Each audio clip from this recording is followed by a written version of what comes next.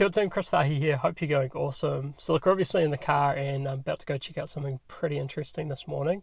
So a couple of days ago I was minding my own business at work when across my desk slid a very large listing for a big piece of development land to the north of Auckland. And straight away it struck me that we might well be witnessing the birth of a new suburb for Auckland. So that's why we're going to pop up and check it out today. Now, full disclosure, I work for Bailey's and this property is for sale by Bailey's. But if you put that to the side for a minute, I thought it was interesting enough to merit the trip up and have a look. So that said, let's get going.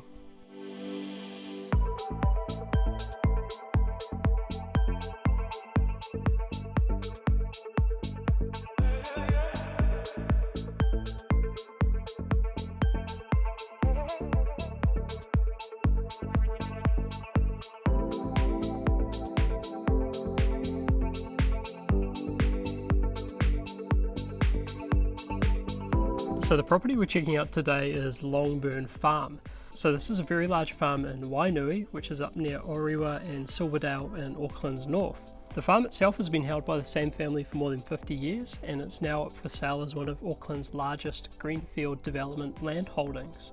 The property is about 35 kilometres or 25 minutes drive north of Auckland CBD and it's about 1.5 kilometres west of the Northern Motorway.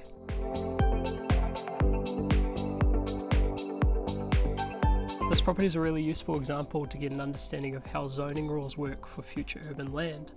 Zoning wise, so the overall block is 191 hectares, but it's split into 62 hectares of future urban and a further 129 hectares of rural production. And so Auckland Council's future urban land supply strategy outlines the timings that the council expects properties like this to become available for development. And in this case, the future urban component is earmarked for development between 2033 and 2037. And so for future urban land, ultimately this will involve a plan change to rezone the land to a live residential zone. Now, an interesting option for the future owner is whether they also look at a plan change to convert some of the rural production land to a residential or countryside living zone, which would unlock extra housing development on the property and ultimately more value.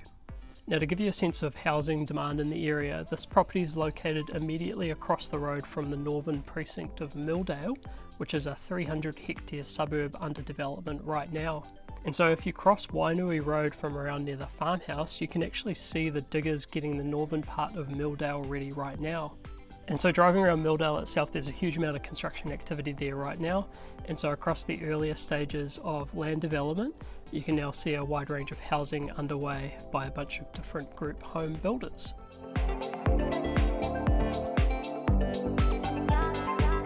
Alright team, so I'm sitting in a park in Milldale, got my coffee from Little Millie's, which is all good. I thought I'd download my thoughts.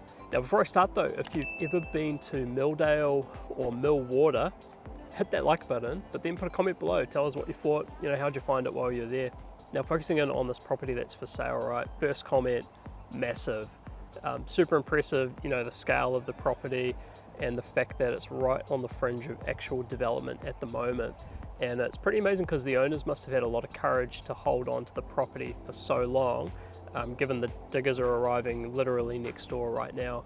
So pretty cool. Now with Milldale and Millwater immediately nearby, I think that can give the incoming owners and probably developers some confidence around appetite and demand for housing in this location, the price points that are being achieved and the levels of absorption.